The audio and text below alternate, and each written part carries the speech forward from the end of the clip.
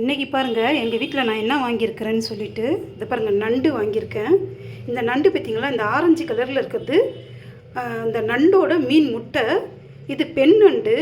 இப்போ இந்த பெண் நண்டு வந்து ரொம்ப டேஸ்ட்டாக இருக்கும். அதே சமயம் வந்து இப்போ அமாவாசை வருது இல்லையா, அதனால் இந்த மாதிரி நண்டுகள்லாம் வந்து நல்லா வந்து சதையை அதை பாருங்களேன் அப்படியே அழுத்தி காமிக்கும்போது நல்ல கல்லாக இருக்கணும். எப்பயுமே நண்டு வந்து வெயிட் அதிகமாக இருக்கணும், அப்போ தான் ரொம்ப சதை நிறைய அதிகமாக இருக்கும். ஸோ அதனால் இன்றைக்கி வந்து நான் நண்டு வாங்கினேன். இதை பாருங்கள், இதில் வந்து கொஞ்சம் எடுத்து வச்சுருக்கேன், அது மேல் பகுதியில் இருந்துச்சு. ஸோ இன்றைக்கி வந்து இந்த நண்டு க்ளீன் பண்ணணும். அதுக்கப்புறமா நிலுங்க, ஐயோ இதெல்லாம் க்ளீன் பண்ணி பாருங்க. இந்த மாதிரி வெயிட் நல்லா வெயிட்டாக இருக்கணும்.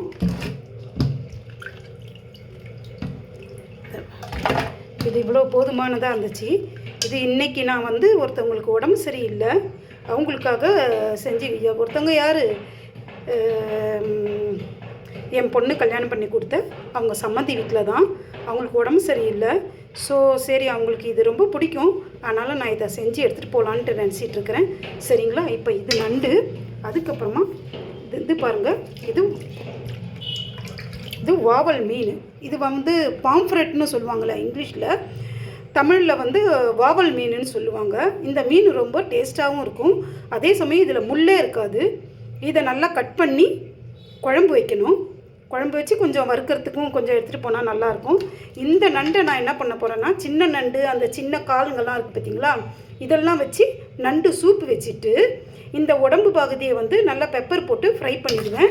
இந்த மீன் வந்து கொஞ்சம் குழம்பு எடுத்து வச்சுக்குவேன், கொஞ்சம் வறுக்கிற மாதிரி. ஏன்னா அவங்களுக்கு ஃபேட்டு இது கொலஸ்ட்ரால் அதிகமாக இருக்கிறனால நான் வந்து ஃப்ரை பண்ண போகிறதில்ல.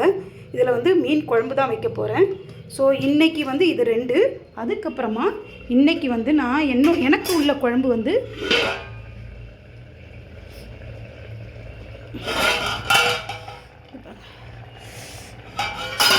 இது வந்து சிக்கன் குழம்பு. நான் எப்பயுமே சிக்கன் குழம்பு வந்து மண்பானத்தில் தான் செய்வேன். எனக்கு மண்பானத்தில் செஞ்சால் தான் ரொம்ப பிடிக்கும்.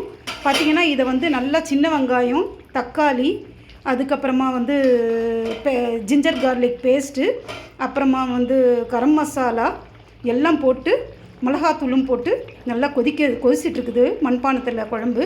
நல்லா இது கொஞ்சம் திக்கான பிறகு இதை ஆஃப் பண்ணிவிட்டு, இதுதான் இன்றைக்கி எனக்கு மத்தியானம் சாப்பாடு செஞ்சாச்சு. சிக்கன் குழம்பு ஆனதும் நான் சாப்பிடுவேன். இது வந்து நாளைக்கு அவங்களுக்கு இது கொண்டு செஞ்சு இப்போ எடுத்துகிட்டு போவேன், நானும் இதிலையே எடுத்து சாப்பிட்டுப்பேன்.